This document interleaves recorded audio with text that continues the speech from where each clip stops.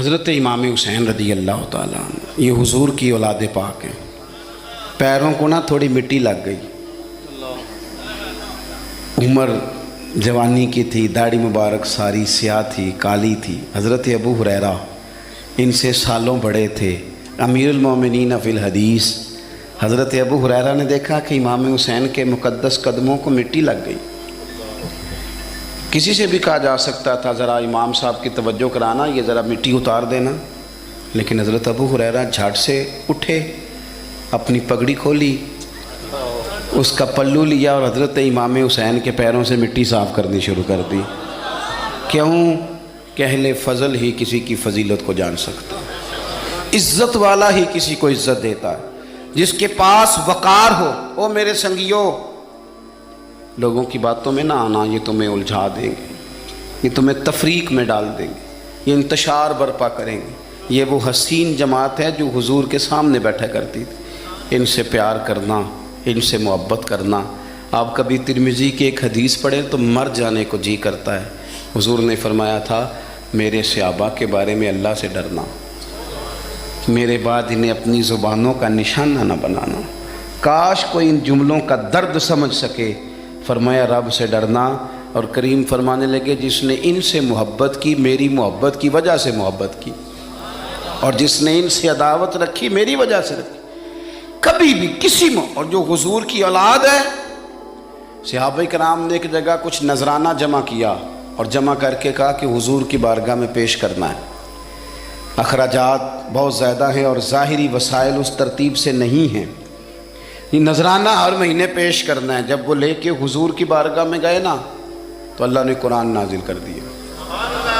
فرمایا محبوب ان سے کہہ دو لا اسألکم علیہ اجرا، میں تبلیغ دین پر تم سے کوئی اجر نہیں مانگتا. الا المودۃ فی القربى، بس میرے قریبیوں سے پیار کرتے رہنا، میرے قریبیوں سے محبت کرنا، پیار کرنا قریبیوں سے. یہ علی المرتضیٰ ہیں، یہ فاطمہ ہیں، یہ ان کا خاندان ہے، یہ ختیجہ ہیں، یہ عائشہ ہیں، یہ میمونہ ہیں، یہ حفصہ ہیں. ان سے پیار کرنا، میرے قریبیوں سے محبت کرنا. ہمارے دلوں میں حضور کی اولاد کا پیار ہونا چاہیے، طبیعتوں میں احترام ہونا چاہیے.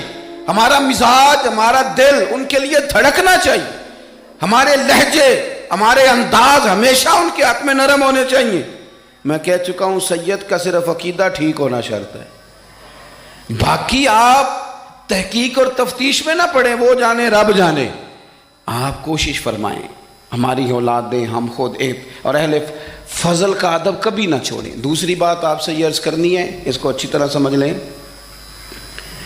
کہ قومیں اپنے اسلاف سے بڑی ہوتی ہیں. ہمیشہ بڑا ہم ہوتا ہی وہ ہے جس کا کوئی بڑا ہوتا ہے، جس کا کوئی بڑا نہیں ہوتا وہ کبھی بھی بڑا. یہ کچھ عرصے سے ٹرینڈ چلا ہے، اگرچہ یہ درست نہیں ہے.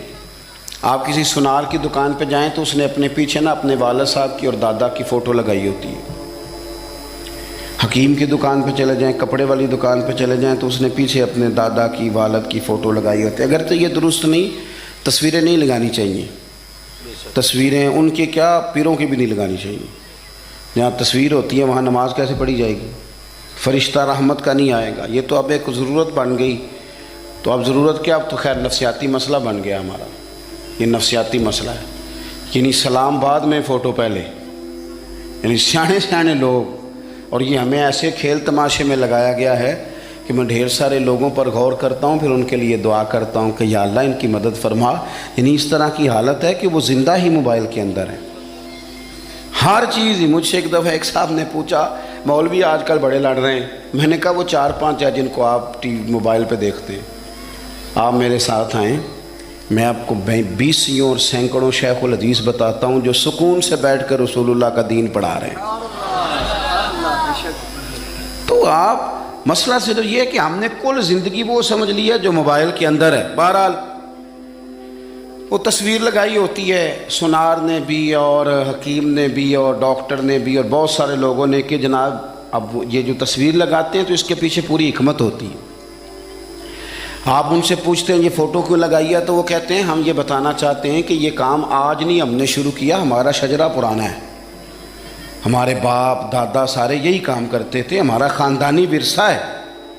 وہ ثابت یہ کرنا چاہتے ہیں کہ ہم پیچھے سے ہمارا ایک سلسلہ آ رہا ہے. ساری دنیا اپنے اکابرین کو، اسلاف کو، بڑوں کو ان کے زور پر بڑا ہونا چاہتی ہے. یہاں کچھ لوگ ایسے آئے ہیں جن کے نزدیک معاذ اللہ صحابہ ہی ٹھیک نہیں تھے، اہل بیت ہی ٹھیک نہیں تھے. آپ اپنی سند کیسے مضبوط کریں گے؟ اگر وہ اولین جو حضور کے سامنے بیٹھتے تھے وہی ٹھیک نہیں تھے تو پھر ان سے ہو کے جو دین آگے آیا اس کو تم کیسے ٹھیک مانو؟ ساری چیزوں کو مشکوک کرنا چاہتے ہیں.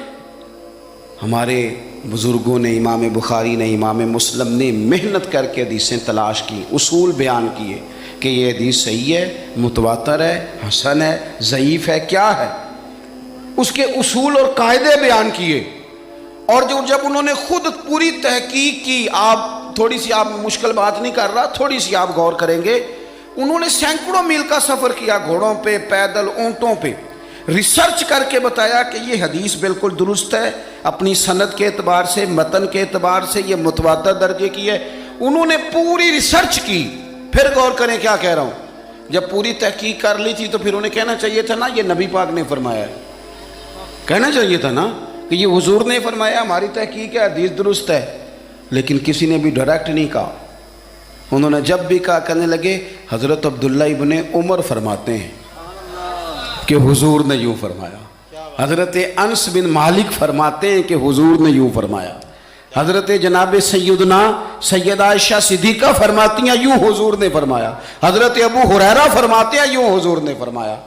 انہوں نے نا پہلے اس صحابی کا نام لیا جنہوں نے وہ بات اپنے سینے میں محفوظ کی. کیا بتایا انہوں نے ہمیں کہ ہم دنیا گھوم آئے ہیں، ریسرچ کر آئے ہیں، تلاش و بسیار کے بعد اس نتیجے پہ پہنچے ہیں کہ دین کا اصل فیض وہی ہے جو صحابہ اور اہل بیت کے سینوں سے ہو کے امت کو نصیب ہوا ہے. اصل فیضان وہ ہے جو وہاں سے ہو کے آیا. تو ایک بات تو یہ کہ اہل فضل کی عظمت، اور دوسری بات کہ اپنے اکابرین کے ساتھ جوڑ کے رہنا، اور تیسری بات حضرت سیدنا امام حسین، حضرت امام حسن رضی اللہ تعالی عنہما، ان دو شہزادوں سے نا نبی پاک صلی اللہ علیہ وسلم نے جو محبت فرمائی ہے نا وہ بھی بڑی قابل دید ہے. حضور نے جو ان سے پیار کیا ہے. کچھ لوگ ایسے ہوتے ہیں کہ جن سے انسان جب پیار کرتا ہے، محبت کرتا ہے تو وہ بات نا دور دور نکل جاتی ہے، بات پھیل جاتی ہے. ان کے ساتھ نا میرے نبی پاک کا خصوصی لگاؤ ہے. اس کا مطلب یہ نہیں کہ ہر نانا ہی اپنے نواسے سے پیار کرتا ہے، یہ معنی نہیں. رسول پاک علیہ السلام جو کام بھی کرتے ہیں اللہ کی وحی کے ساتھ کرتے ہیں. حضور کا ہر کام وحی خدا ہے، اپنی مرضی سے حضور کوئی کام نہیں کرتے. تو نبی پاک نے جو بھی کیا ہے وہ امت کے لیے نمونہ ہے. حسنین کریمین سے جو حضور کا پیار ہے، جو نبی پاک علیہ السلام کی ان کے ساتھ والہانہ محبت ہے. اعلیٰ حضرت بریلوی نے حدیث لکھی ہے، راوی حضرت عثمان غنی ہے رضی اللہ تعالیٰ عنہ. حضور سید عالم صلی اللہ تعالیٰ علیہ وآلہ وسلم نے نا گھر میں پیغام بھیجا، فرمایا فاطمہ سے کہو ذرا حسن حسین کو تو بھیجے. یہ سارا دن ہی حضور کے پاس رہتے ہیں، سارا دن ہی، لیکن وہ جو والہانہ پن ہے، جو محبت ہے، جو ان کے ساتھ محبوب کا خاص لگاؤ ہے. سیدہ سے کہو ذرا شہزادوں کو بھیجے، تھوڑی سی دیر ہو گئی آنے میں. اعلیٰ حضرت فرماتے ہیں یوں لگتا جیسے سیدہ فاطمہ کپڑے نہیں ماں بدلنے لگتی بچوں کے، خوشبو نہیں لگانے لگتی. تھوڑی تیاری میں دیر ہو گئی تو محبوب نے نظریں جمائی ہیں اس حجرے کی طرف جہاں سے امام حسن اور حسین نے آنا ہے. رحمت کے عجب ہی جھمیلے ہیں، حسنین یہاں پر کھیلے ہیں.